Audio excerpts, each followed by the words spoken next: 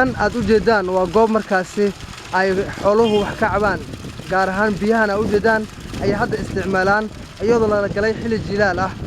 mas'uulka taagan waa qofka markaasi maamulaya ceelka ayaa waxa uu markaasi hore u cabi jiray dadka deegaanka oo kaliya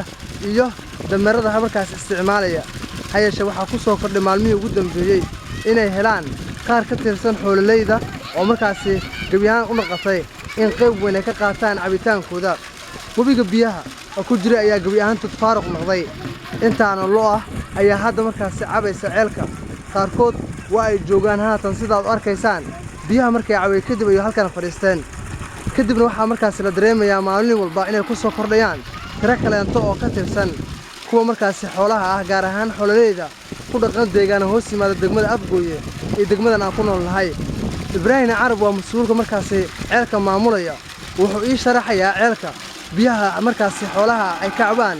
goorta la aasaasay iyo hadda sida culayska u soo koray halkan waxaa la aasaasay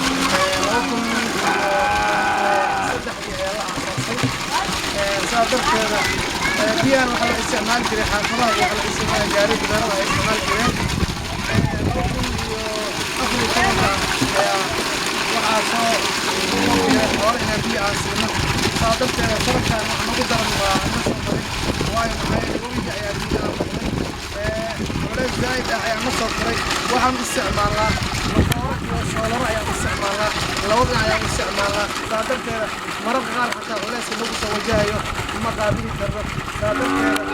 ولا هاي تركاس عند نبحهم تركهم يا ما هيدو كبران كزمانية وتركاس إن شاء الله تعالى وحنا ربنا لو ساعات لو كلا يسقط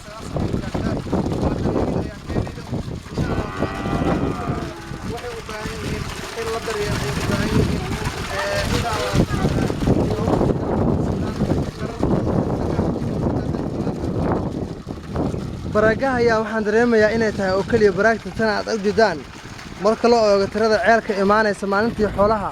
ayaa ah kuwa markaasi aan ku filnaa hashan baraag inay isticmaalaan taasoo keentay inuu codsado guddoonka sare ee ceelka inay helaan baraago kaleente si ay markaasi jilaalka ugu caawiyaan xoolaha nool ee inta u baahan biyahu inay isticmaalaan maxamed saciid xalane website-ka caalamiga xamarcadda.com Afgooye